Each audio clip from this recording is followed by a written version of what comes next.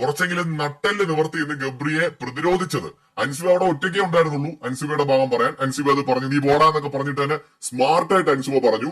അതേ സമയത്ത് അതോടൊപ്പം കട്ടയ്ക്ക് നിന്ന് ഇവിടെ സംസാരിച്ച ഒരാളെന്ന് പറയുന്നത് അഭിഷേക് കെ മാത്രമാണ്. നീ സാരി തുമ്പല്ലേ എന്ന് മുഖത്ത് നോക്കി പറഞ്ഞു. വേറെ ഒറ്റ ഒരെണ്ണത്തിന് ഞാൻ അവിടെ മഷിയിട്ട് നോക്കിയിട്ട് കണ്ടിട്ടില്ല എന്നുള്ളതാണ് വാസ്തവം.